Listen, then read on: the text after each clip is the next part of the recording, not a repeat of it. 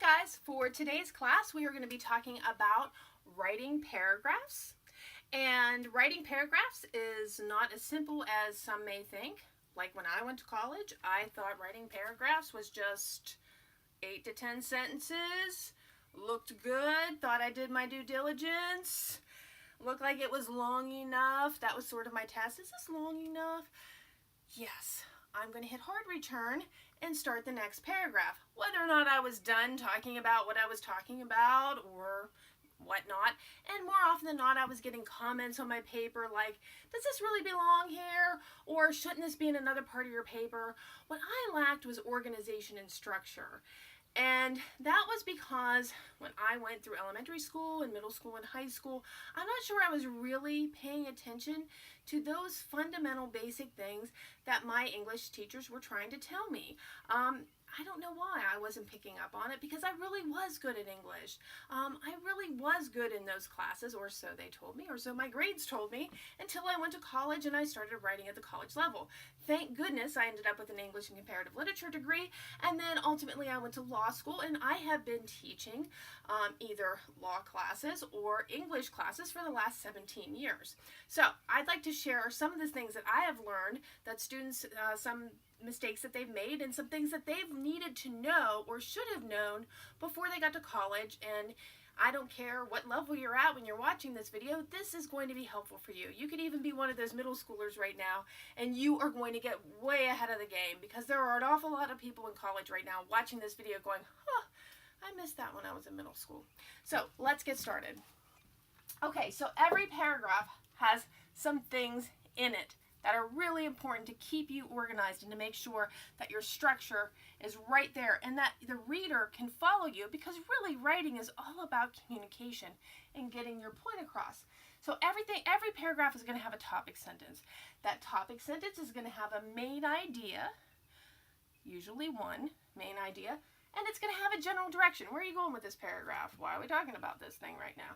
And you're going to have about 3 to 4 support sentences. Now, obviously in a more complex topic with more complex ideas, you're going to have a little bit more of a longer support system here.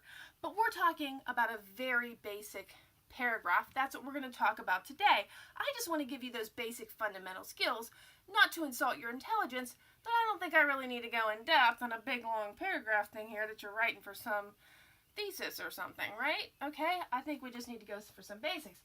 And every standalone paragraph is going to have a conclusion sentence that sort of wraps it up, that says, hey, to the reader, this writing is done. It is complete. I don't have any more questions about this. I know that the author is done talking. That's what the conclusion sentence does. It wraps it up. Now, most paragraphs do not stand alone. They are not living on their own somewhere.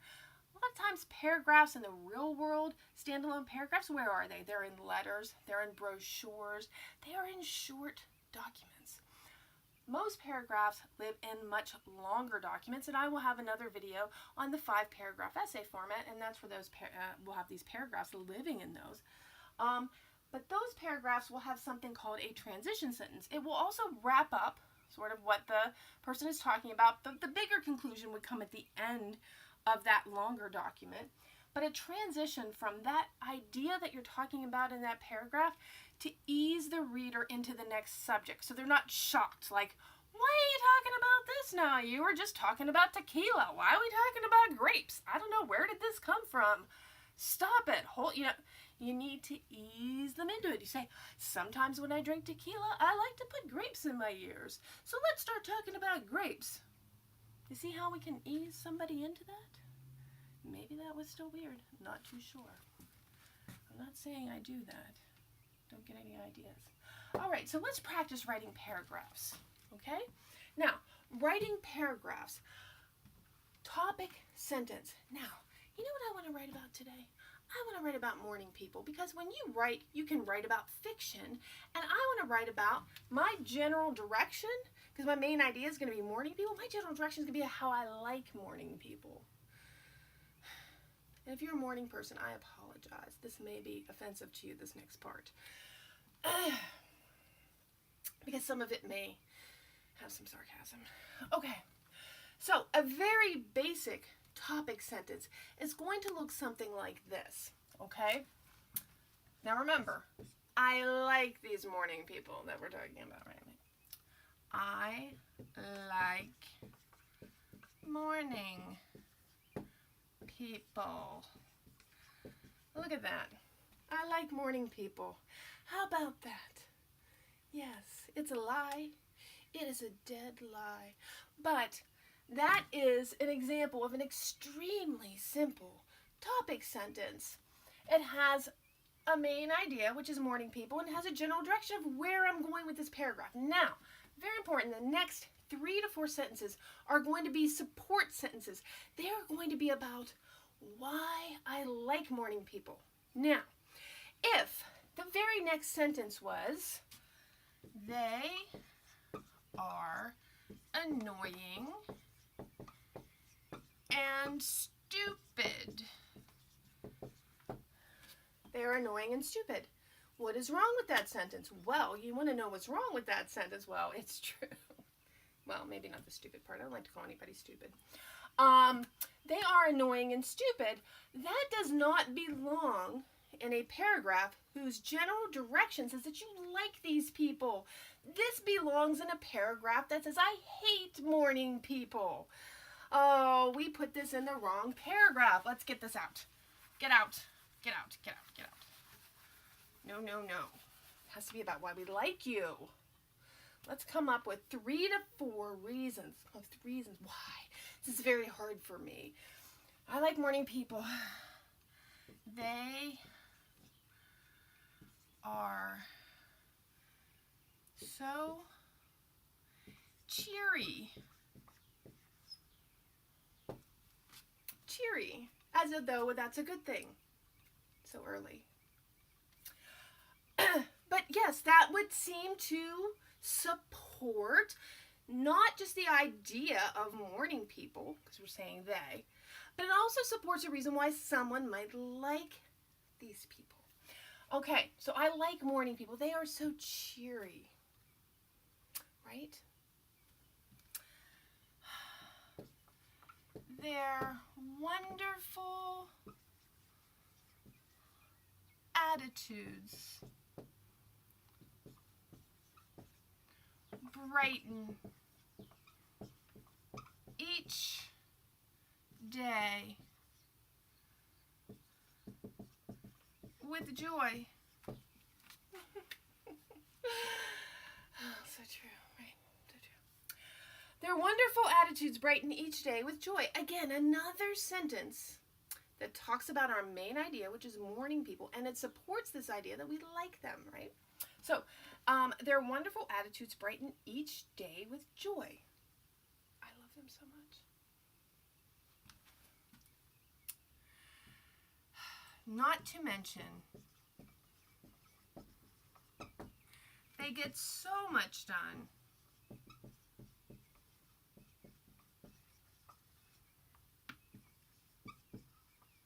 Before anyone else even wakes up. And they love to tell us about it, right? They get so much done. I got so much done while you were sleeping. I did so much. I ran a 5K. Not to mention, they get so much done before anyone else even wakes up. Now, that might be the tone. Might be a little bit off, but we're going to leave it. It does talk about morning people. It talks about why some people might enjoy this hard-working nature of these early morning people. Now, we've done 3 support sentences. Now, let's get a conclusion. Let's make this a standalone sentence. Let's make this really wrap it up. Let's wrap it up. Okay. Now, what I like to do is I like to take it up a notch. I like to say to the reader, reader, I'm done. I don't want to leave you with any questions. I want you to know for sure that I'm done talking. So I like to leave it like this. In fact, I like morning people so much, I think I'll marry one. Ha ha ha! Exclamation point. Wouldn't that be wonderful? Yes. In fact, I like morning people so much, I think I'll marry one. Now, what that does is that tells the reader that I am done talking. I have come to some sort of a conclusion in this paragraph. I've reached a conclusion and I'm sharing it with you. Okay? That's how it wraps it up. Okay? Now, did you notice how I repeated my topic sentence?